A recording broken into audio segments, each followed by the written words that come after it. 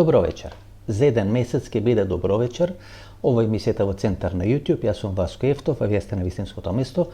Вечера ќе биде само редовна, односно вонредна политичка анализа. Политичка анализа во трајање некаде од 15 на минути. Поминаа 34 дена од последното интервју со Јон Пршковски и мене помалку или малку повеќе ми фали емисијата во Центар, меѓутоа овие 2 месеци, бидејќи 10 месеци работиме, а во наводници 2 месеци одмараме, овие 2 месеци се всушност најважниот период во текот на целата сезона. 50 или 60 интервјуа се договарат, се разменуваат информации, всушност се прави некаква скица со 50 интервјуа плюс 3 или 4 актуелни интервјуа во текот на календарската година кои се привлечни за македонската или за мојата публика, иако нашето искуство покажува дека актуелните интервјуа и не дава такви резултати какви овие тешки интервјуа со пикантни работи и така натаму. И така натаму, што ќе рече за еден месец почнува редовната сезона на емисијата во Центар. Утре е 1 септември, на сите кои почнуваат со школската година им честитам, гледате, се уште не постои амбиент. Во текот на септември имате 1 септември, па имате 8 септември, па сезоната на зимница и за овој тип на емисии каде што бројките одат над 100-150 илјади, например ние 2024-2025 година календарската YouTube сезона имавме фантастични резултати. Еве интервјуто со Тома Фила веќе стигна 109 илјади, повеќе од 20 емисии со повеќе од 100.000 прегледи, што ќе рече повеќе од половина од емисиите имат повеќе од 100.000 прегледи, што ќе рече таква доминација не памти македонската јавност, така што вечерва некаква политичка анализа во трајање од 15 на минути, а редовно почеток на емисијата во Центар за 30 на дена. Во ваков лимбо период, кога не работиме, односно не постои емисијата во Центар или нема редовна сезона на емисијата во Центар, а сепак снимаме, сепак доснимуваме, одредени обврски или работи кои сме ги преземале во текот на таа календарска YouTube сезона 2024-2025 година, сега беа досредени, беа доснимени одредени интервјуа кои се посветени на родниците во Република Македонија. Сваќам дека тоа е еден суштински процес за еднината на Република Македонија, посебно суштински процес за македонскиот исток. Тамо некаде средината на мандатот на Никола Груевски, тоа е после 2008-2009 година, кога големиот бизнис го прави Груевски, го прави Сашо Мелков, тоа второ ниво или втор ешалон, односно на клучни припадници на власта, но не се Груевски, не се на Мелков, тие своите бизниси ги прават во 3 сегменти: мали и средни хидроцентрали, рудници посебно на македонскиот исток и производство на вино, односно винари и грози во Република Македонија. Значи во тие 3 структури се правеше бизнис во вториот ешелон на власта на ВМРО ДПМН во мандатот 2006-2016-2017 година. Одредени министри, например министар за земјоделие од партијата на Љубисав Ивано Дзинко, подосно амбасадор на Република Македонија во Република Украина, а Украина е многу битна, бидејќи некаква украинска британска врска висјава во рудникот Казандол. Тоа се двата рудника на смртта како што бе дефинирани, едниот во аторот на општината Валандо, другиот во аторот на општината Босилево, односно Ново село, тоа е граница помеѓу Босилево и помеѓу Ново село, станува збор за Казандол, бидејќи пред 10 на ден имаше одредена пресуда, одредена арбитража, каде што власта се спаси за некаде 115 милиони евра да не се прати одредени пенали, поради раскинување на договор поврзан со рудникот Казандол. Бе раскинати уште 2 договори и на 3 арбитражи, како што вели владината портпаролка, се спасени повеќе од 500 милиони евра. Тоа е рудникот Казандол, тоа е рудникот Саса и тоа е рудникот Гама. Кога станува за Казандол, поранешен министар за земјоделие имал акции во тој рудник, бил дел на менаџментот на тој рудник, подоцна амбасадор на Република Македонија во Украина, украинска врска, украинско-британска врска ви се појавува како сопсеници на тој рудник, подоцна испаѓа дека тоа е некаква украинска-македонска врска, меѓутоа Казандол веќе исфрлен од игра. Тука не може да стане збор ниту за продолжување на лиценцата за тој рудник, ниту за продолжување на бизнисот за тој рудник, можеби да дојде некоја друга комбинација, меѓутоа клучно во овој момент е рудникот Иловица, Иловица 6 и Иловица 11.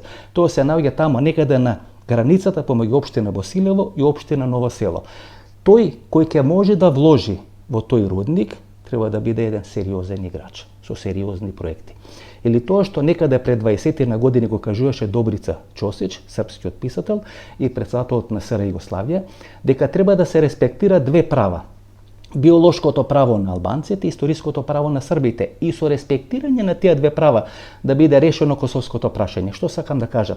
Дека треба тука да бидат респектирани 2 работи: бизнис интересот во Источна Македонија да се вложат 100, 200, 300, половина милиарда евра во рудниците во Источна Македонија и да биде респектиран интересот на граѓаните да има чиста екологија. Со респектирање на тие два интереси, а тоа може да го направи само сериозна западна компанија, не транге-франге операции, ќе бидат запазени две нивоа на интерес во Република Македонија. И македонската економија да се движи напред, и македонските граѓани да остануваат на македонскиот исток, но да живеат во еколошки чисти средини. Значи во Казандол е вклучен поранешен министер за земјоделие, поранешен амбасадор на Република Македонија во Унгарија, член на Социјалистичката партија на Љубиса Иванов Дзинко, сега вклучен во одреден бизнис со винарии, заедно со еден директор на моќен фонд во Република Македонија. Тој директор пред неколку месеци на тој винофест во Белград му беше представен Александар Вучич од страна на Христијан Мицкоски. Поради такви операции, поради такви персонални решенија, поради такви бизнис интереси и бизнис замешателства, македонскиот исток и изгуби вербата во одредени инвестиции во македонски рудници. Тоа треба да биде анулирано. Тоа треба да биде ставено ад акта, да ставено под тепих и да се почне и ово наново, да се почне да се инвестира на здрави основи, со здрави математики, со здрави програми презентирани пред македонските граѓани. Одредени анализи кои се направени од текот на 2010, 2011, 2012 година покажува дека тие два рудника, Иловица 6 и Иловица 11, односно Иловица и Штука, кои се смета дека треба да бидат споени, бидејќи една иста рударска гранка ги поврзува тие две рудници или тие две концесии, во себе содржат потенцијал за ископ на речиси 790.000 тони бакар и 130 тони злато. Тоа покажува дека овој рудник Иловица 6 и Иловица 11 има потенцијал да биде најголем рудник не само во Источна Македонија, туку и во цела Македонија. Кога станува збор за таков капитален објект, тогаш Република Македонија има интерес прво да го работи тој објект, второ да обезбеди еколошки чиста средина на македонскиот исток и трето да обезбеди сериозен странски инвеститор. Сите овие проукраински, проруски линии кои преку Бугарија или преку некои соседни држави, па тука дори и некои македонски реслови на целиот тој интерес, рударски, металуршки, црна металургија и така натаму, е испреплетен. Всушност нас ни става сомнеш дека нешто можеби не се прави како што треба, дека нешто можеби зад ридот, за завесата се тркала, тоа да е незаконски, да е транге-франге, да е во некоја сина, да е во некоја црна зона.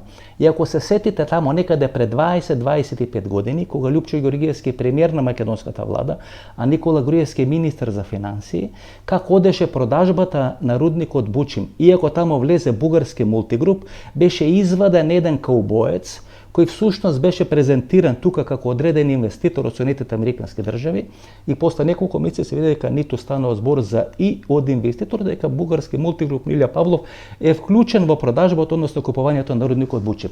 Во оваа фаза на македонскиот развој, на македонската економија, кога Македонија е членка на НАТО и претендира, ако ги реши сите тие уставно-правни заврзлами, да биде членка или да почне преговори за членство во Европската унија, такви пенали се недопустиви за Република Македонија, што ке речи силна, поможно западна компанија со сериозни планови и сериозни намери да инвестира во рудниците на македонскиот исток.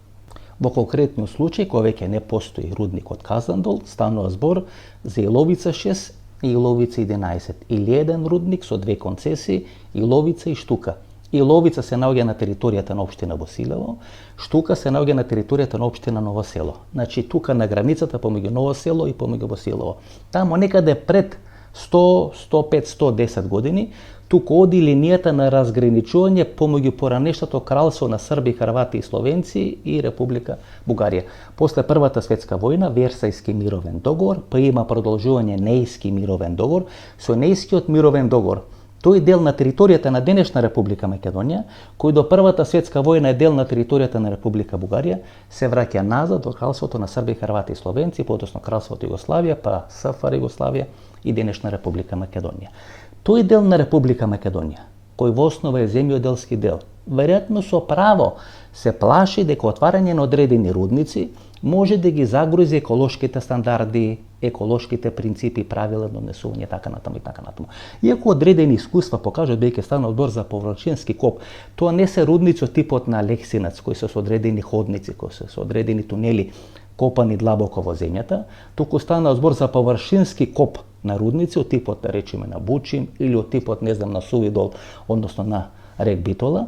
Тука е клучно како ќе биде флотирана јаловината која излегува во целиот тој процес, дали цијанидот ќе биде користен или нема да биде користен. Меѓутоа, ако некога сте се движеле на патот од Штип Радовиш до Струмица, вие ќе видите дека во близината на рудникот Бучим имате нови насади на лозје, нови насади на лешници и никој не го постава прашањето на еколошки стандарди или принципи, бидејќи се обезбедили сите еколошки стандарди и сите еколошки принципи.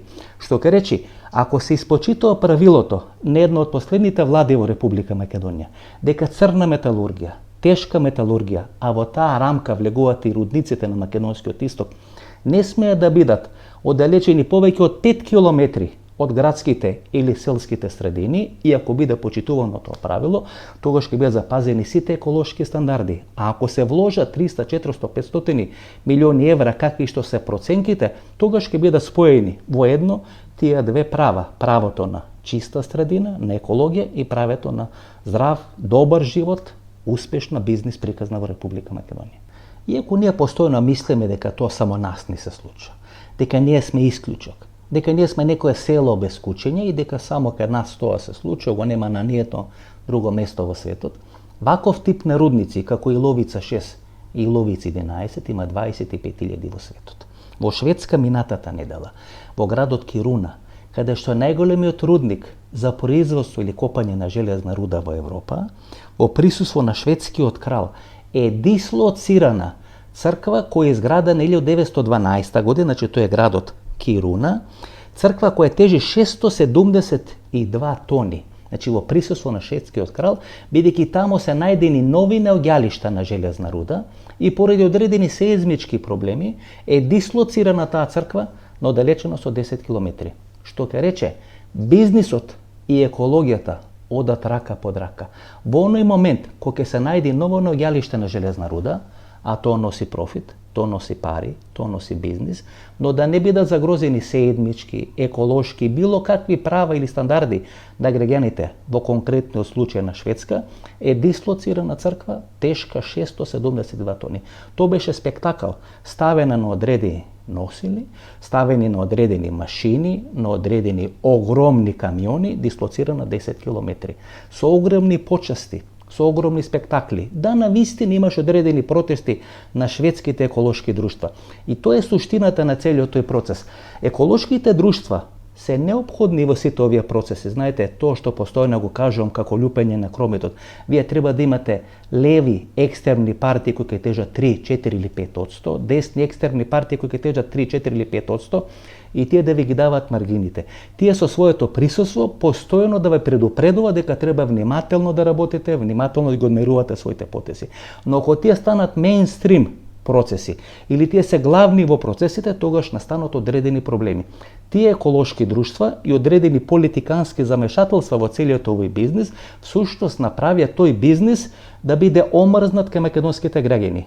Многу е важно сериозни западни компании, значи македонската влада, ова или некоја идна македонска влада, да направи договор за партнерство со сериозни западни компании, не транге-франге компании кои ги прават првите чекори во тој бизнис токму во Република Македонија, туку компании со одреден обрт поголем од 10, 15, 20 милиарди долари или евра, да бидат присутни тука во Република Македонија, да им гарантират и пари и екологија на македонските граѓани. Во Шведска и на други места во светот тоа успешно функционира, зошто да не функционира во Република Македонија.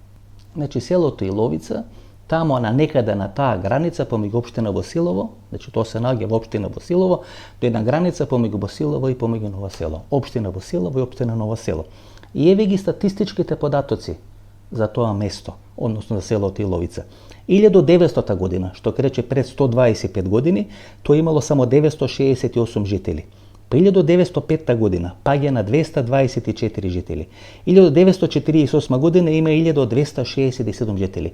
Во најголем дел, во текот на 20-тите години на минатиот век, тоа се бежанци од територијата на Егенска Македонија кои се доселуваат тука.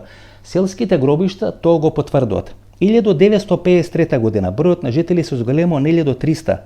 1961 година има 1557 жители, 1981 има 2042 жители. Значи пикот е 1981 година. 1991 година има 1946 жители, 1994 има 1912 жители, 2002 има 1907 жители. Што ќе рече дека од 1981 до 2002 година бројот е намален само за некаде околу 100. 2042 на 1907. Меѓутоа во 2021 година, на пописот до 2021 година, во селото Иловица живеат 1551 жител, што ќе рече во последните 19 години, од 2002 до 2021 година, бројот е намален некаде за 450 жители, што ќе рече повеќе од една четвртина, повеќе од една третина жители го имат напуштено селото Иловица. Што сакам да кажам? Дека таа порака, дека тоа е земјоделски крај, и дека граѓаните се бават со земјоделие, и дека ако се инвестира во рударство, ќе ги избрка сите инвеститори и сите граѓани, односно селени кои сакаат да се бават со земјоделие, не држи вода, бидејќи без рудниците во наводници на смртта во Источна Македонија, за повеќе од 450 луѓе е намарен бројот на жители во селото Иловица. Каде се тие заминети? Во најголем дел во Швајцарија, во најголем дел во Италија, односно во Западна Европа.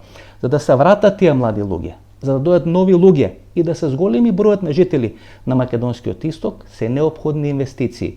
Чисти, здрави и профитабилни инвестиции, кои ќе водат сметка за граѓаните, за екологијата, но за интересот на Република Македонија. Ајде да ја расклопиме целата таа приказна со сите политички замешателства во таа приказна. Euromax Resources, фирма формирана во Ванкувер, која има своја фирма или своја филијала, или своје упориште тука во Република Македонија. Живко Груевски, кој беше голем мајстор на македонските масони и кој беше почесен конзул на Канада во Република Македонија, е главниот фронтмен или човекот кој ги соопштува ставоите на таа компанија пред македонската јавност. Некаде 2023 година во таа компанија или во акционерското портфолио на таа компанија влегува фирмата Еколог. Фирмата Еколог, која е во собственост на семејството Дестани, најбогатиот албанец во Република Македонија, таткото и синот Дестани. Таткото Дестани, некаде пред 3 недели, го построи целиот политички врв на албанските политички партии тука во Република Македонија, заедно да го гледат над преворот на неговиот фудбалски клуб Шкенди, Али Ахмети, Изет Меджити и Арбен Таравари. 2023 година семејството Дестани купува 16 до 18% акции во таа компанија преку некоја своја фирма во странство, плаќа некаде околу 3 милиони евра. И почнуваат политичките шпекулирања дека им е ветено, дека им е гарантирано, дека ќе дојде до спојување на тие две концесии, Иловица 6 и Иловица 11, и тоа да биде еден рудник кој ќе може да функционира. Крешник Бектеши е министар за економија. Тој сугерира, бидејќи после 2 недели од таа трансакција која е направена, управниот суд носи одлука во корист на рудникот или во корист на семејството Дестани.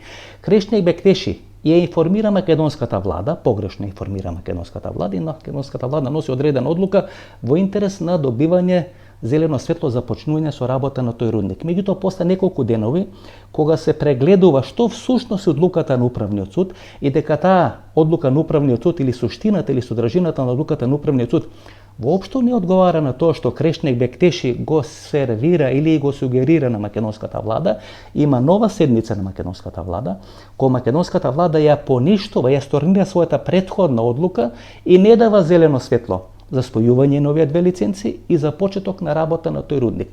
Семејството Дестани, кој влегува во целата таа операција, пред неколку недели, да не речам пред неколку месеци, тој свој акционерски колач или акционерско парче во вредност од 16 до 18%, ги продава за исто околу 3 милиони евра на една кипарска компанија.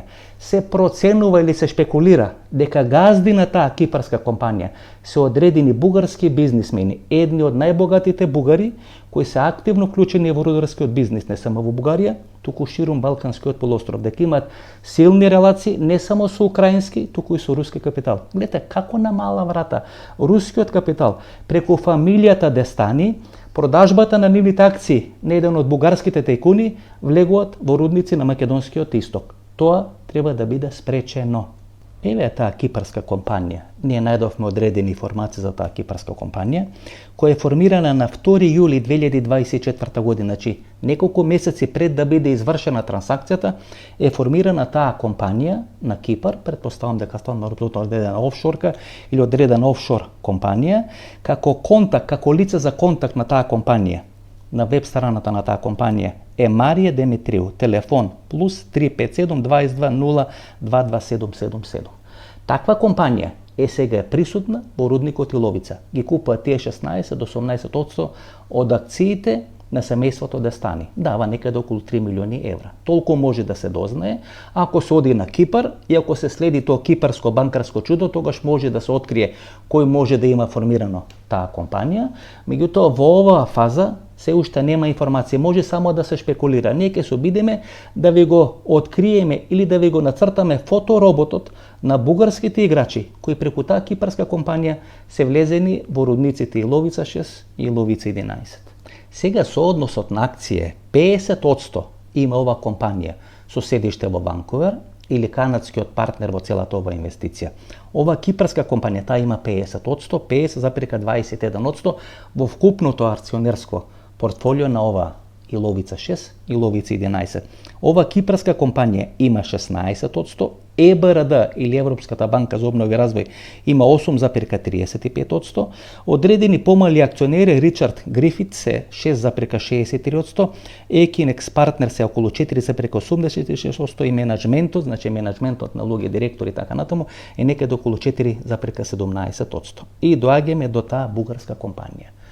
Цоло Вутов, еден од најбогатите бугари, родан некаде пред 70-тите години, професор на рударско-металуршкиот комбинат во Бугарија, некаде пред неколку години одликуван со највисокото одликување на бугарската држава, Стара планина. Што ке рече, човек кој е близок до бугарските власти, прв гради хотел во Банско, 4-звезден хотел како што се нарекува, учествува во реновирањето на аеродромот во Софија, еден од главните инвеститори, да не речам луѓе кои учествува во изградбата на бугарското метро, со блиски релации и на Бојко Борисов, со блиски релации на партијата ДПС или на бугарските турци. Партија без која не може безмалку да биде формирана одредена бугарска влада. Бугарските медиуми го нарекуваат контраверзниот бизнисмен, кој е еден од најбогатите бугари на одредени ранглисти на богаташи е на прво место. Цоло Вутов.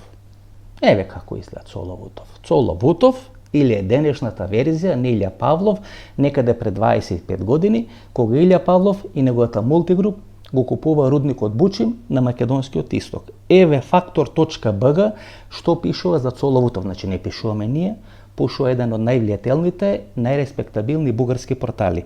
Кој е Цоло Вутов и дали тој имал принадлежност кам БКП, Бугарската комунистичка партија и Бугарската државна сигурност. Вели дека не постојат директни докази дека Цоло Вутов бил висок функционер на Бугарската комунистичка партија и дека бил соработник на бугарските служби, но вели дека на Википедија тоа било напишано, Цоло Вутов бил пријател со Румен Миланов. Румен Миланов работи во неговата компанија, кој од 2004 до 2007 година е голем шеф на бугарското разузнавање, а од 2009 до 2012 година е советник во политичкиот кабинет на Бојко Борисов.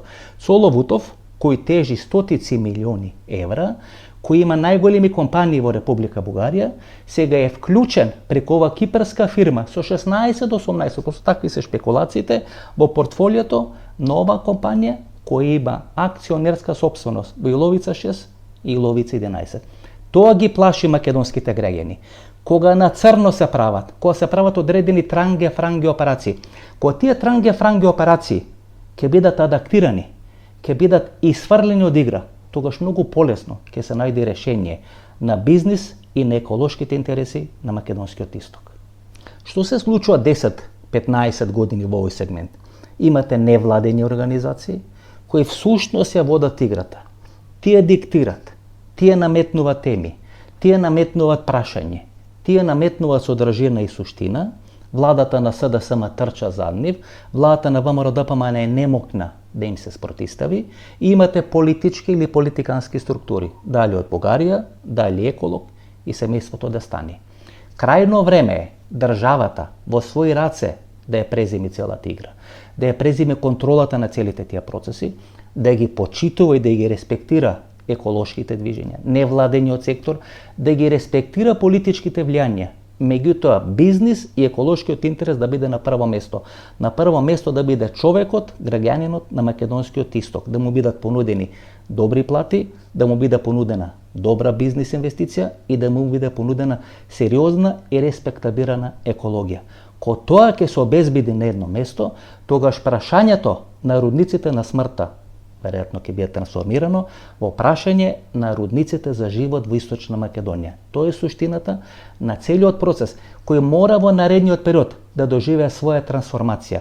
За да доживее своја трансформација, мора државата да расчисти со сите коруптивни активности, со сите коруптивни делања, не да ја брани државата на арбитража, туку државата да ја брани во добри преговори со странци, добри преговори со домашно население, добри преговори со невладени организации, да се најде решение од кое сите ќе бидат задоволни. Тоа е мојот став во однос на иднината на Република Македонија, посебно во еден сегмент кој може да донесе повеќе стотици милиони евра, да не речам неколку милиарди евра во Република Македонија и со тие пари Македонија да трасира, можеби за чекор, подобра иднина на своите граѓани. Мислам дека за загревање е доволно, повеќе од 20 на минути, рековме 10 до 15 минути, меѓутоа знаете како.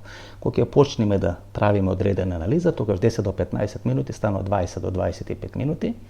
Ќе сакам во наводници да ве наградам со една анализа за мембари.